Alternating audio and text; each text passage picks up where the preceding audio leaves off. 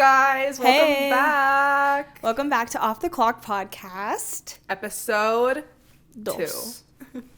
So today, we're talking about a lot of things, but they're all kind of related. So, burnout, hustle culture, probably a little bit, how to stay productive, creative block, what else? Like everything in that realm. Right. As like a normal person working, but also like dipping into the creative field because that's where we work. Yeah. So some of it, will be general, but then we'll also go in and talk about like creativity and things like that. Yeah. So kind of a melting pot today. Yeah. But first we're going to start with a life update. Well, it's not really a life update, but just something we did. Right. 2 days ago. Yeah. So what did we do? So we went on our first work trip. Woohoo! We went to San Francisco. It was really fun. It was our first time in San Francisco. But yeah, we had to go. We visited a client. And it was really fun. We were there for 24 hours or 23. Yeah. 23 or 24 hours. Like, it was super fast. But so we really kind of thought that we weren't going to be able to really do anything or see anything because we had to go to like a meeting. But we actually got a lot done, or we got to see a lot because our flight kept getting delayed. So blessing in disguise, honestly. Yeah, that was the first time in my life where I was happy my flight got delayed. Yeah, it got delayed like 3 times. Before we even went to the airport. Yeah. So it was like hours in advance. Right, like at lunch we knew. Yeah. Like, so it was great. So we flew in on Thursday afternoon or Wednesday afternoon. We probably got there at like 8 p.m. Yeah. Or 9. It was like 8. 8. And then we basically just like went to dinner, and then the next morning we were like, okay, we have literally one day. Like, we had to fly out the next day at like originally what would have been like it was 4:55. 4 or 5. So we were like, okay, we have barely a half day before we need to go to the airport to do everything San Francisco. So we ended up going to the Golden Gate Bridge. We tried a couple of vegan restaurants throughout the day. We went to the vegan McDonald's. Oh my god, it was so good. It was called Mr. Charlie's. Everyone go. It was really good. Not McDonald's prices, but it was good. Right. We went to Chinatown, I think what's called Japantown. I went to Daiso, like a Japanese dollar store that I've been wanting to go to since middle school. Because I've seen it online, and I was like, that's so cute. Yeah, it was cool. It was big. It was bigger than I thought it was going to be. Yeah, it was kind of... I mean, like, I didn't know anything about it, so... I didn't know what it would be in person. I just would watch, like, YouTube videos, like, Daiso haul. And I was like, oh my god, like, that's so cool. Yeah, too bad we didn't have, like, any... We only took one backpack. Right. So we had, like, no room because we had to fit, like, our blazers and stuff in there. So we literally had no room. So we couldn't really buy much. But. Right. I literally bought a bookmark and a pen and highlighters. And I put them, like, in my fanny pack. But then we went to Pier 39, I think it's called. And we saw Alcatraz from a distance. And we got to see sea lions. Like, so many. Right. And the painted ladies. Like... Yeah. We did a lot, honestly. Like, we did all of that. Yeah, we were all over the place and, like... in such a short amount of time. It was great. It was tiring in the best way. Yeah. Because we didn't skip a beat. Like, it was like Uber, Uber, Uber, Uber. Yeah, we walked a little bit. Like, everybody was saying that San Francisco was, like, such a bad, like, place. Right. Like, it's unsafe. And I did not feel unsafe at all. No, like, obviously we didn't put ourselves in situations or places that we knew were we should avoid. Yeah. Like, obviously, I know there's probably bad spots. I mean, like, that's everywhere. Right. But, like, I was expecting, like, smog, fog, like, industrial, no nature, like, the city. Yeah. Like, I was just expecting it to be, like... Yeah, like, dingy and gross. Kind of look like Denver, honestly. Yeah. And, like, scary, like, people would be, like, running around stealing stuff. Yeah. Like, people made it seem, like, so dangerous. Yeah. Like, there's times when we're walking around Denver, and, like, we said this the other day, like, you'll walk around and, like, the homeless people will be here, and it'll just kind of, like, smell like pee, or, like, it's just kind of, like, gross, or, like, shit on the ground. But, yeah, like, when we were walking, wherever we were walking to, like, we barely saw any homeless people. I think we saw one. Yeah. And obviously, again, like, we were in not the bad part. Obviously, take what we're saying with a grain of salt. But right. Like, to me, it was just, I was expecting to be, like, on my toes the whole time, like, scared or something. Like, oh, like, I'm even, like, make sure we don't, like, take the nicest Ubers and like make sure you don't walk around, but like it was beautiful, and there was so much nature like in the city. Yes, which was my favorite part. Yeah. Like Denver, I feel like you would expect Colorado cities to like have nature and like preserve the nature of everything. And it really like isn't. And then we went to San Francisco, they have like bridges with like trees and bushes, and like it's just like there's green. So green. There's so much like nature stuff. Yeah. I don't know, like that's probably common for many cities, but Denver is just so like, I don't know, like there's not even like shops downtown. No. And San Francisco had like storefronts, and like the apartments were more so like houses, like the Full House. That's I thought that would be like one area. No, like every home downtown was like a home. Like there wasn't in Denver. I feel like it's just like a skyscraper of these shoebox apartments. But in San Francisco, it's like these cute little like condo home things with like a lot of like character. And they're colorful, and like everyone's dogs are like groomed super nice. It just felt like I was in like Utopia or something. Utopia.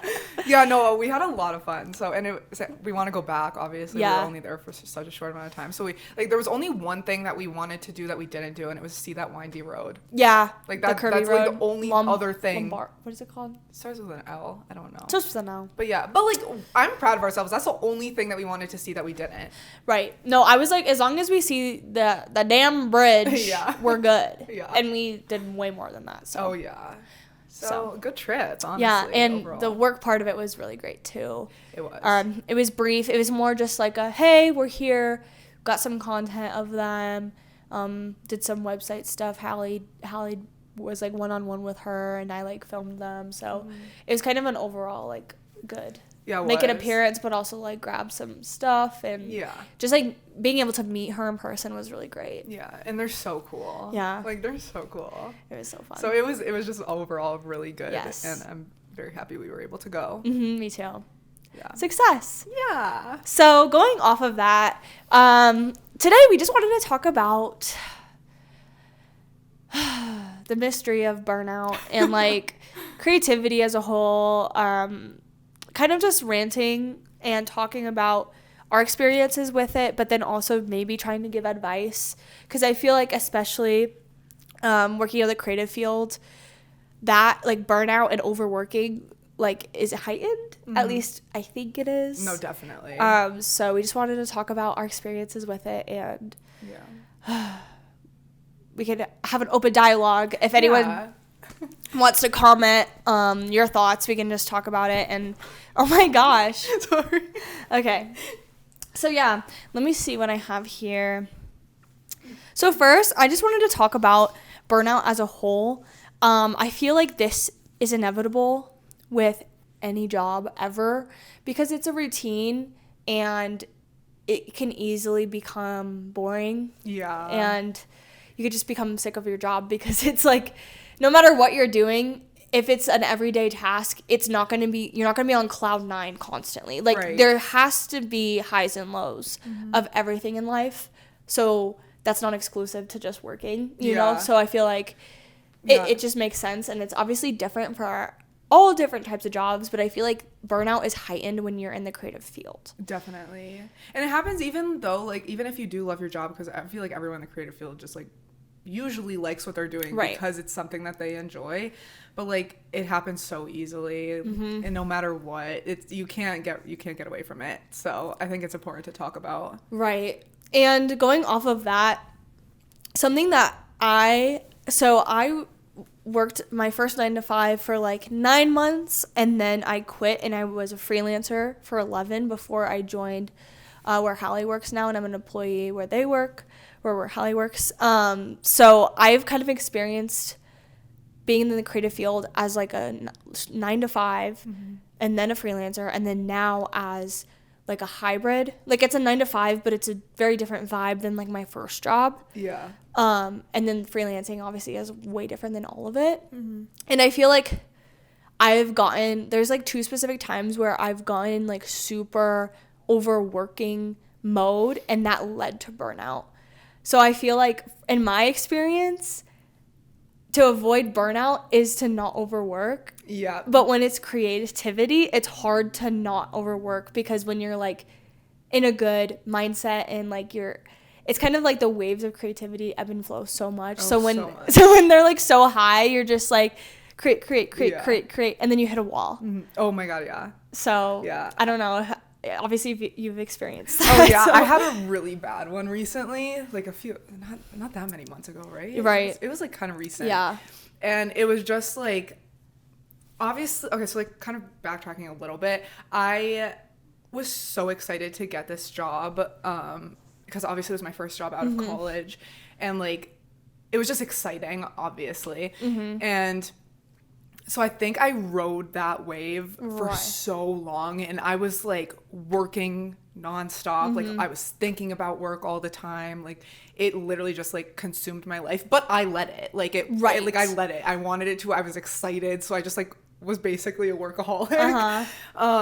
So I was on that wave for like probably like almost a year and a half. Like, it was probably almost a year and a half. So, like, when I hit that burnout, it came like that. Like, it, like, I literally rocked hit your a wall. world. Yeah, like, I literally hit a wall. And I, like, almost shut down. Like, I was crying. Like, panic attack vibe. Yeah, like, it was bad. But luckily, I have an amazing boss that worked with me through it. But. Right. And that's the thing I was going to say, too, is, like, all of these things are brought onto you by yourself. Yeah. Which is... like good, but also the hard part, because it's easier to be like, oh my God, like if you're working in a toxic work environment, then you can put the blame on other things. Yeah. But when you're not in a toxic work environment like us, it's like I'm the one. Yeah. I'm the one self-sabotaging myself for doing these things. Like I remember like a couple months ago, we would stay to the office till like 6 or 7, and our boss would be like, why are you here? And we're like, we're just grinding. Like, I don't know. We feel the urge. It's a weird like impulse thing with creativity, I guess. But it's hard, because going into that, I wanted to talk about like writing creative waves. But I feel like, you have to do that, but at the same time, you have to know when to like kind of see the end, and then like tell yourself like, okay, time to take a break. Yeah, no, definitely. And because if you don't, like, I know riding that creative wave, like, is such a rush, and, like, you feel like you can get so much done, and you're so creative, but, you know, you have to take, like, the pros and cons from it, because, like, honestly, the con might outweigh it, because I needed to stop myself from doing that, and, like, both of us needed to stop, because, like, we were hitting points where we were like, holy shit, like, we are like so overworking. Yeah. Right. You don't notice until it's too late, and then you're like, oh. Exactly. So, like, you really just kind of need to pay attention and, like, actually clock out, because we weren't. We were working weekends sometimes when we didn't need to. And, again, like, this is nothing. There was no pressure from our workplace. It was our own selves. Yeah, it was just, like... Also, it's hard when you're in a creative field, like, you want to make those relationships with your clients. So, like, you want to keep them happy. True. And so it's kind of hard to, like, make those boundaries. But, like, they're super important to have. So we're still learning that even now. But we're getting a lot better at it. Oh, yeah. So that from like 6 months ago to 3 months ago to now, I feel like we've been through phases for sure. For sure. And we've each gone through like different things, but I think we're getting really good at it. So I'm happy. But and going off of like the creative wave thing, especially as a freelancer, it's like not having a structure when you're not working for someone or in the office is tricky in its own way. So if you're watching this and you're like someone who's self-employed, like I don't relate to you because I did that for almost a full year. And it's so hard because whenever you're not working, you're basically not getting paid, because it's like you can work whenever you want. And if it's project-based or hourly-based, it's like, okay, if I'm not working this hour, I'm not getting paid this hour. Right. And it's stricter, because I feel like when you're at like a corporate job, it's like you can take a lunch and you can go to a doctor's appointment and you can have PTO. But when you're working for yourself, it's literally like if you're not grinding, you feel like you're going to go broke. Yeah. And it's such a hamster wheel. Like, it's crazy. So one way that I kind of got through that, or kind of learned when I was being a freelancer, is it's much easier to grind than to not feel guilty when you're not grinding. Yeah. Even though, like, when you're grinding, you're working really hard. I feel like that's less exhausting and less, like, of a mental load than when you're taking a break. So it's like, let yourself take breaks, because if you don't, it's going to hinder when you're grinding, and you won't be able to, because you'll be burnt out if you don't take breaks. And sometimes it literally takes me, like, when we were doing, like, grinding with, like, websites and, like, just go, it kind of took me, like, a full, like, 3 or 4 days of, like, actually, like, taking a break to actually, like, get out of that mode. Yeah. But then once you do, you're like, oh. Yep. Like, the burnout doesn't last that long as long as you just stop. Yeah. But it's hard to stop. It is. Like, it really is.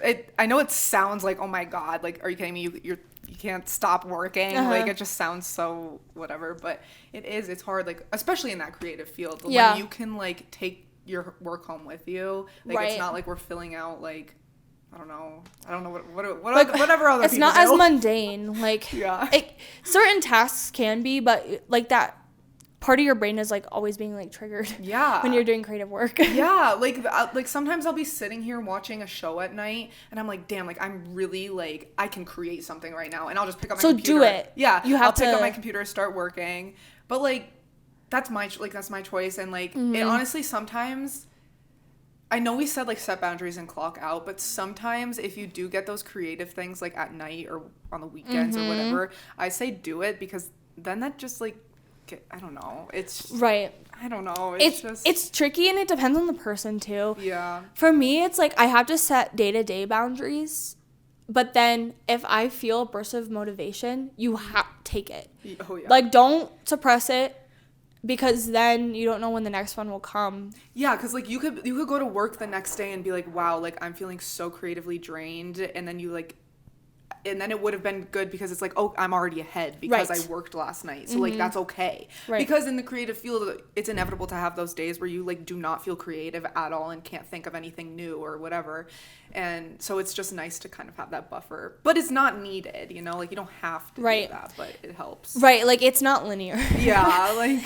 So that's specific with the creative field, I feel like. But I would like to think that in any job, though, it would still vary, because I feel like there is things that ignite different people. Like, even if you're a really analytical person, I'm sure there's certain projects that really, like, spark your interest and you're really excited to, like, work on it. And then there might be times where, like, there's nothing really that exciting and I'm just kind of, like, bored. No, yeah, definitely. So I feel like no matter what, it would definitely ebb and flow for everyone. Sure. I mean, yeah, I'm sure. I have no idea. Yeah. Let us know. Talking about, like, I'll have to have my mom comment. If you're an accountant, let us know. But then going off of that too, I was just thinking, like, so I also film weddings, and there's, like, a wedding season, which is pretty much summer, mostly fall. And then after, like, New Year's Eve, there's pretty much a dead season until you might get some weddings in the spring, but pretty much you have to wait until end of summer, fall for your busy season again. And I was thinking that's kind of how creative work is in general. There might be, like, more micro seasons, so it might not be, like, a span of a whole year, but just kind of comparing it to that type of work is, like, letting yourself have seasons. Yeah. Like, it's okay if you are, like, super, like, even, like, if you work in sales or something. Like, if you have, like, a super good quarter and then not a good one. Yeah. And then, like, you know, your creativity might be, like, super high end. You might have started a new brand or, like, a podcast or something. And that was great. It is what it is. And then you might not have a great one after. And that's also okay, though. Yeah. Because you can't, like, at least for me, it's, like, sometimes in the past I would try to, like, always outdo it, or, like, get better and better, or, like, do more and more. But it's, like, that's not how it is. It's not always, like, a ladder. It's more just, like, a wave, kind of. Yeah. Like, you can have a really good season, but also appreciate your slow seasons, because you can't have good seasons without bad ones. Not bad, but just slow. So I feel like trying to let yourself have those, too, is something that I've been learning. Yeah. Like, it's okay if I have 10 weddings in 2 months and then none for the rest of the year. Right. So it's just trying to, like, figure out the balance, and that's kind of how it is with creativity too, with projects and motivation and things like that. Like, I'm really excited. Like, it's spring, summer is starting, and like we started the podcast, and I'm really excited, and we're gonna ride this for a while. Yeah. But then, like, if we're in a slump, we just have to push through it, and like, it is what it is. Like, we're not gonna constantly in our entire lives be motivated 24/7. So you can't expect that. Right. So I'm trying, like, something I'm working on is trying not to beat myself up for a slow season, because you literally need to have them. Yeah. So I don't know. It's just realistic. Like, setting realistic goals for yourself. Right. Like, that helps a lot. Because, like, I was, for a while, setting myself up, honestly, for failure, because I was, like, setting so non-realistic goals for myself, and I was like, there's no way I can reach that. Like, and that also helps, because then it helps with just, like, the mental part of it all. I don't know, just like, because then if you set that realistic goal for yourself and then you surpass that, you're like, damn, like, yes. But if you set like something so high and then you're like just below it or whatever, then you're like, oh. It's just, like you said, setting yourself up for failure. It's not you trying to dumb down what you can do. Right. It's literally like, no, be realistic. Yes. Like, I can't do 100 things during the day. Right. Like, if I like make a to-do list and I put like 3 things on it, I'm like, okay, so each of these 3 things will take me a few hours, but if I finish those 3 things and I'm like, damn, like, I still have an hour left, like, I can do something else or start something else. Like, it just feels good when you do that. I agree. And something that we talk about at work a lot is overpromising. So like, not doing that to your own self.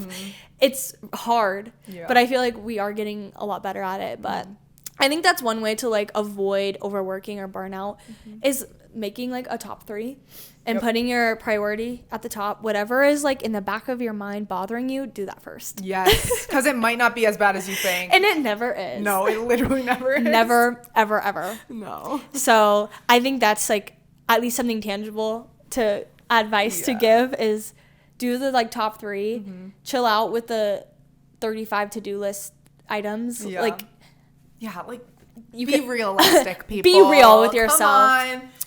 Yeah, it's just, So, and like, we're still learning all of this stuff. Obviously, like, we're barely 2 years out of college, so like, we still have a lot to learn. But I think I would like to give ourselves credit because we're doing a lot better than when we first started. Like, I don't know. Like, it's just we learned a lot in these past 2 years, and so I agree. Yeah. Also, kind of switching gears, like, obviously the same subject, but I was gonna talk about like the whole concept of like clocking out a little bit more. Like, off the clock. But something that I have to remind myself like kind of a lot is like there will always be more work to do. So it's like I'll catch myself being like, oh, one more edit or like one more website or one more social media post or whatever it is for you, one more spreadsheet, one more call. But like there's never one, like there's literally it's never ending. It's for everyone ever. Yeah. Like, it's always never ending. So it's like, be done and hang out with your friend or boyfriend or spouse or watch a movie or do something, build some Legos, color. Like, you have to stop doing the one more. Yeah. Because that was me for so long, and it was like, why though? Because there's going to be 5 more tomorrow. Like, I don't know. Like, do what needs to be done realistically, but stop working ahead so much, because then you're just, it's not ahead. If you're doing it every day, then it's... Yeah, no, it definitely. And like, You're fine. You're fine. No, it's just, that's something that I have to like fight myself with every day though. Yeah. Because it'll be, I'll work a full, like, thick day. Like, I worked all day, and then I'll be like, okay, if I just finish this, then I'll feel accomplished. Yeah. And it's like, why? Like there was a point where I had like emails stacked, like so many, and I finally one day got them all down, and now I'm like chasing that high of getting them down every day, and I'm like, and if I leave work with like 10 emails, I'm like, shit. I know. And it's like, come on, like I used to have 70 that I would have to answer a day, and like if I got it down to like 10 or 20 a day, like I should be proud. Like, exactly. I at least I got it down. And like something about that, regardless if you're a freelancer or work at the office, it's like if you are literally working 8+ hours a day, like 8 to 12 hours, all jobs vary. Yeah. You can clock out. Like, yes, please. Like, that's, yeah. If you literally, like, don't feel guilty. Mm-hmm. If you have 3 emails, you literally, quite literally worked a full day. Yeah. You did everything you could. Yeah. Work what's in your contract. Right. If it's that 8 hours, you clock out after that 8 hours. And same thing for freelancing. Like, yeah. If it's taking you longer, like, invoice your client, or next time you do a project, like, take that into account. Like, don't undercharge, don't diminish, like, your hours you're putting in. Yeah. I don't know. It's just, it's so easy to just do that every day, or like every time you're working on something, to just, I'll just do this really quick. Yeah. And it adds up. And really then does. Right, like I said, there's never an ending. So it's like, why am I doing that constantly? Yeah. So now I'm actually just working a whole extra day. Yeah, and that's how the burnouts happen. Yeah. Like that, if you just keep working and saying like, oh, I'm just this real quick, like it's gonna, like you said, gonna add up, and you're gonna hit a wall, and you're gonna crash, and it's not gonna be good, and you're gonna make or wish that you didn't do that. So stop while you're ahead. Right. Setting boundaries for yourself, whatever it may be, is the way to avoid burnout. Yeah. Ride the creative waves, but set boundaries with yourself and other people. It's more so yourself, honestly. Yeah. Like, that's something that I think as we grow as, like, just smart business employee women things, is, like, you have to set boundaries for yourself. Otherwise, other people won't respect it. It's like, at the end of the day, they don't care. But if you're, like, lying and being, like, not lying on purpose, but just being like, oh, I can get this done right now, or today, or oh, I'll do that, but it's like, don't just say that to say that. No, like, it's okay to say no. Like, it is okay to say no to your boss. And it took me a while to learn that. And all you have to say is like, oh, can I just get this to you tomorrow? Right. Like, and the thing is, like, we think that saying yes means, like, good. Yeah. And no means bad, but that's not true. It's just what's the truth and what's gonna happen. Yeah, because if you say yes and then you have to rush it or something, like, you're not putting your best like your best work into it. Yeah, you're not. So if you say no, like, I'll get it to you, in a day or 2 days, they're gonna appreciate it because the work is gonna be better, and because you don't want to give them something shitty. And I feel like when people ask that, like, clients or something, they don't actually care what the answer is. They just literally want to know. Exactly. So it's like, they're not going to be mad if you're not like, yeah, I'll get it to you in 30 seconds. Yeah. Like, they actually, like, genuinely half the time, even with, like, brides, I'm like, oh, I'll get this, or like, oh, I'll scout a location. And they're like, no rush. I just, let me know. I literally don't care. So. Yeah, it's all just putting the pressure on ourselves. That's what it all comes down to, for real. So. I know. It really does. And I feel like as time goes on, you learn these things, and you just have to go through it, especially if you're, like, our age, obviously. I feel like it's just lessons you have to learn. And I already feel like, comparing myself to, like, a year from now, I feel like I've grown a lot in that. God, and you too. I've seen it through your, like, role and everything. So I'm proud of us. I am very proud of us, honestly. Like, it's insane how much growth you can have, even from when you started contracting with my, like, the company we're at now. Secret. Like, yeah. Not really. Kind of. I don't know. Yeah, I don't know. But like, even when you started contracting to now, that's what, like 6 months ago at that point. Like, so much growth. Like, within both of us. But it's just cool seeing each other's growth. It is. And it's also just, like, great support for each other, and that's also been very helpful. But yeah, just like a lot. Definitely. I think it's, like, just maturity. And I think I can't remember who told me this. I mean, it's not a groundbreaking thing, so it could have been really anyone. Like, I think someone in my life told me this, but they could have heard it from somewhere else. But people will respect you more if you say no. Right. Like, I don't know, if you're just, like, the yes girl and you're constantly like, yeah, I'll do it. I'll do it right now. It's kind of like, okay, like, I don't know. It's not, like, strong. It comes off kind of like, I'll do anything you want, and, like, I'm just your little, like, bitch. Right. Yeah.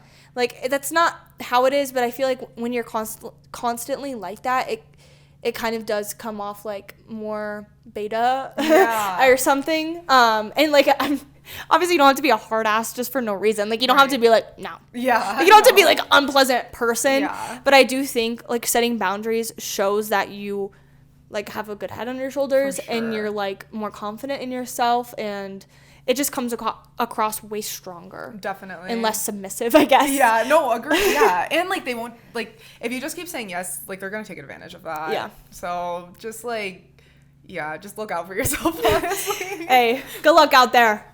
You got this.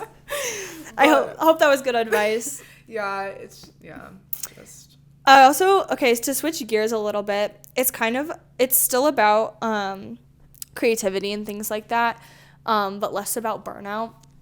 I wanted to talk about how, because like we started this podcast because we got like super motivated. It was like one of those creative waves, and we were like so excited. I'm so excited, obviously. Oh yeah. But just talking about how overconsumption usually hinders creativity.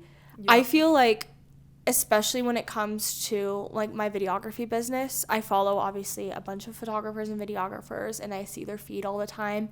The more I look on there, the less creative I feel and the more overwhelmed I feel. Yes. So I feel like putting yourself like more so in a void sometimes you need to bounce ideas off of people. Mm-hmm. But I feel like when it comes to like social media, at least, in order to, like, if you are in a rut right now and you need something to ignite that, delete Instagram. Yeah. For real. And TikTok, because it's literally so overwhelming. So, yeah. And it's just a lot of trends. Yeah. Like in every industry, in design. Yeah, and like, because our phones are listening to us. I know. Because our phones are listening to us, I get so, like, especially, even on TikTok, like, I get so many videos about, like, website designers and stuff. Really? Yes, and, like, when I watch YouTube, all of the ads are, like, HubSpot, Squarespace. Really? Like, actually, and it's, like, reminds me of work, and I'm like, whatever. But when I see the videos on TikTok, like, it's just, yeah. And then it also, like, kind of beats you, at least for me, like, kind of beats me down a little, because I'm like, damn, these are, like, good. Like, this is what I could be doing. Yeah, and I'm like, damn, like, why is mine not looking like that? But, like, come on. It inevitably creates comparison. Oh, yeah, and it's bad. Because then, like, when you're working, you're like, oh, this looks like shit. Or, like, doesn't, like, it really does affect your creativity. You, like, want to copy. Yeah. Like, not on purpose, it's just your head. Yes. You see these things, and you're like, oh, I want to do that. Mm-hmm. And then if what you're doing doesn't look like that, or the exact vibe you were going for, you think it's bad. Yep. But it's not. You're just comparing it to something that's like different, completely different. Mm-hmm. And I feel like that's something that goes hand in hand with, you know, like when you're in a burnout situation and you're consuming that stuff, it does not help you. No. Like when I say like, you need to take a break, it's literally do nothing in your field. Like I said, literally color. Yeah. Like do other things, like physical activities that aren't that. Yeah. Like you have to do something completely different.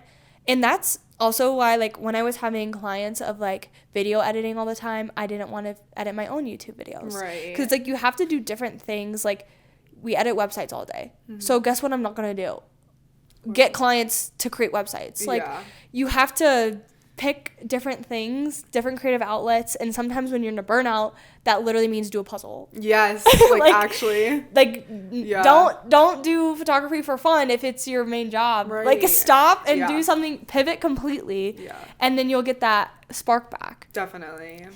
I mean, I feel like it's also, like, I know it's so much easier said than done because I still do it, but it's going to be a lifelong journey. Yeah. But it is helpful, even if you just put it down for, like, an hour. Like, it's crazy. Like, start small if you need to and work your way up, but, like, it does help. I know. So sometimes I'll, like, go outside and I'm like, I feel so different. Yeah. It's like, oh, it's because we went outside. Like, something that me and Hallie had to, we've been trying to be better at budgeting, so we'll, like, bring our own food and coffee to work, but then, like, we're like, should we just go get coffee though? Because, like, we need to leave. Yeah. You can't just, like, not take a lunch break because then, I don't know. Yeah, or just, like, sit in your office all day. Like, even if we do. Stand up! Yeah, like, even if we do bring our food and coffee and we don't go get something, we still go outside. Right. Like, you need to get out of that office because you're literally in there for 8+ hours a day. Like, you need to do something. And I'm also pretty sure there's, like, a statistic that's, like, if you take like a 10-minute break, you'll be like this more productive than not. Yeah, yeah. But it's like it feels backwards because you're like wasting time or like 30 minutes. I don't know what it is. Yeah. But it's like you actually are more productive and work better and longer if you take a break. Yeah. So it actually ends up making up for itself. Right. So. Exactly. And that's what they say about those freaking 4-day work weeks now. They're like, I'm interested. Me too. Because it is true, like you would be so much more productive. Like I know I would be so much more productive if I had a 3-day weekend. Yeah. Like I know that. Mm-hmm. Even in like a shorter amount of time too. Like I know I think they're doing like the 10-hour days now. Well, that's what I would like to do anyway though. Yeah, because I mean like we said, I know this probably isn't for everyone, but personally, like we said, like we work those hours sometimes anyways. I know. We're putting boundaries. We are. But I think as a creative person, once you're in that mode. Yeah, you don't want to break it. Like if I'm at the end of the day and I'm like grinding through a website and like I maybe have an hour left and I'm like really in the zone, I'll work that extra hour because the next morning I'm probably going to be groggy and like not want to do anything. Mm-hmm. So like I think that's fine if you're in the zone and you only have like a small chunk of time left. Don't do that and be like, one more. Yeah. Mm-hmm. Don't be like, don't finish a website in that grind and then start another, like a whole new other, like when you're so close to being done for the day. Right, it's like complete the task. Yes. And like, yeah. So. But yeah, that 4-day work week is looking really attractive to me. Really? It's hard to switch gears constantly. So if we switch gears less. Yeah, I feel like it would help. Get more done. Yeah. Yeah. And like it's also nice because we have a hybrid job, so we work Mondays and Fridays from home. So like we're able to take like actual breaks. Like if we want to work like if we take like a 2-hour break during the day, we can work until 8. Yeah, like it's just so much more flexible. Mm-hmm. Because I don't have calls on Fridays. I block my calendar. Me too. So like it literally is just website design and revisions. Mentally, it feels different. Yeah. I love it. Yeah. So if we have a deadline that day, like we can make it. It just is, I don't know, could be like an hour after 5 p.m. or something. But we're also in mountain time and like we have clients all over. So like it really doesn't matter what time we get it to them. It's just as long as we get it to them that day, which is also very nice. And I'm very thankful for that. But right. Yeah. If you work in a creative field and you work like 9 to 5 or 8 to 5 or 8 to 6 or whatever, I would like maybe think about asking your boss if you could take like 1 day remote. Yeah. Especially if you don't have to like go to meetings or if it can be done on Zoom. Like sometimes it's like, could this meeting be an email type of thing? Because truthfully, like my first 9 to 5, that was Monday through Friday, 9 to 5. Great environment, boss super chill, like no complaints at all. But still, the fact that I had to like be 9 to 5. I mean, it was more like 9:15 to 4:30. Like it was really chill. Don't get me wrong, but just the fact that it was every single day, and you had to be like on for your coworkers and like go to meetings and stuff, which I know is very normal. That most jobs are like that, but like the difference between that and having like the Monday and Friday, it's just like it really, when you're in a creative field, helps because you can be in a different environment. Like 4 days of our week, 2 of them being Saturday and Sunday, different, like that's the weekend. But the fact that like once the weekend's over, on Monday I can go to a coffee shop and it's not like I feel like our Sunday scaries aren't as bad. Yes, no, definitely. if that makes sense. Definitely, yeah. So yeah, like you said, like with the different environments, it's really helpful. Like sitting in like a office like is sometimes hard, especially because ours isn't decorated yet. We got a new office, so it's not decorated yet. But it could not spark any creativity. So if you go to coffee shops, like there's cool coffee shops you could sit in, or like if you sit outside, like all of that plays a factor in your creativity. Right. And even like in a given day, moving around, like I'll be at my office and then I'm like, oh, well, if I'm having my period, I could literally sit in bed and then, oh, it's warm today, I'll go on my deck. Like in one given day, I could like hop from the couch to the desk to the table to outside to meeting Hallie at a coffee shop, like in one day. Like it's great. It's just nice having kind of chunking your day in those like different environments, just even in your own space. It's really nice. Definitely. But yeah, if you don't have a hybrid job, I would maybe look into that because it's great, honestly. And it is still nice. I was gonna say it is still nice that we do have like a home base because it makes you feel like you have like more purpose than I feel like sometimes when it's just remote, I would feel like I'm more like expendable or something. Or more like not as a personal of a relationship if it was only remote. Yeah. And like we get along so well with everyone in our office that it's just like sometimes it's even fun just like going you could cosplay, like you could dress up in your blazer and I don't know. Yeah, and I just love everyone I work with. So like it just is fun to go in, and I mean some days obviously are harder than others in the office, but overall I like going in. It's fun. It is. You can have relationships with people. You have conversations. You're not in a hole in your apartment. Just like. Yeah, and like we do have, what's the word? I don't know. We do have. What's the word? Flexibility of like. Even when we're in the office, like we can like go down to the other office. We can go outside. I'm sure if we really wanted to. We can go outside. like I mean to like work. Like we could also change up our things. Like it's super flexible in there. So like we're just really lucky, honestly. I feel like in some offices, if you like go out to lunch, they're like, "Where are you going?" Yeah. And you're like. To get lunch. It's like we can leave. Stop spying on me. Yeah. It's like we can leave. It feels super. It doesn't. Our workplace is really good. It is. It doesn't feel like people are like breathing down your neck. Like no, not at all. I'm very lucky. So I know, it's great. Yeah. But yeah, I don't know. I feel like that's all my thoughts on burnout and everything. It's inevitable, but honestly, the unfortunate truth, like my biggest tip for you is to go through it and see what works for you. Ride the waves, but also set boundaries, and then finding the balance between the waves and the boundaries is what is going to be the perfect recipe. Yeah, because I feel like when you do have those burnouts, you even learn a lot through it. Like that burnout that I just had was like my first real work like workforce burnout, and like I learned a lot through it. I was like, oh, this is why this happened, or this is what I can do to fix it. And I think because like there's been times where like after that one that I could feel myself creeping up to it again, and I just changed something. You know what the feeling is. Yeah, like I changed something to stop it. So I think that's also like it teaches you a lot. Definitely. So. Yep. And then if you're in the burnout, like I said, to get out of it, let yourself be bored and do something that's totally different. Yeah.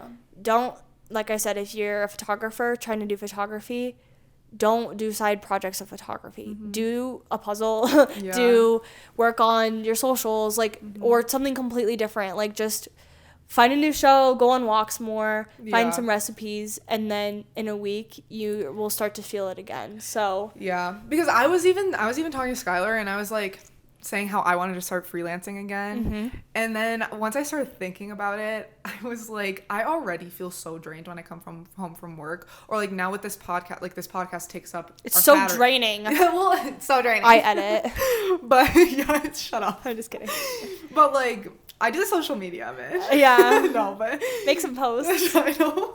I'm just kidding. No, but I mean like it takes up time. So like on our Saturdays we film. So that's one less day. So we have one day. Yeah. So like I have a Sunday to relax. So like I don't want to have my Sunday be for like freelancing. Like you need to give yourself some breaks. Right. I realized that wasn't realistic for me right now. So. Right. And some unsolicited advice for Hallie right now, while she mentioned that, I was gonna say to do like 1 or 2 hours on 1 to 2 days a week of it. Don't like put it on your Sunday. That's your boundary. Put it like I'll edit one of my clients like social media clips for 30 minutes on a Monday at like 6. Like you do have to kind of have extra motivation for it, but like I only do like 1 to 2 hours a week, and then it ends up being 8 hours that month. And if you charge like $50 an hour, like that's good. That's true. Yeah, because like the one night it was like midnight, and I like had a burst of creativity to do some social posts for the podcast, which none of you have seen yet, but yeah. I guess that's true. Like there is times where I've had bursts, but it's always way too late in the day. Right. When that's all right. And it's like I like going to bed at like 9:30 now. It's crazy. I go to bed at like midnight, dude. I know. But you'll find, and that's just the season you're in too, though. Like I'm not in wedding season right now, so I can do that. Once wedding season hits, sayonara. Yeah. Everyone. Bye. So it just depends on the time of year, honestly, and what you're doing. And if you're traveling, like we just traveled and we're traveling again this weekend. So it's like, it's just depends. It fluctuates all the time. So. No, definitely. So, But yeah, I think that's my 2 cents on the whole topic. Let us know if you can relate to anything.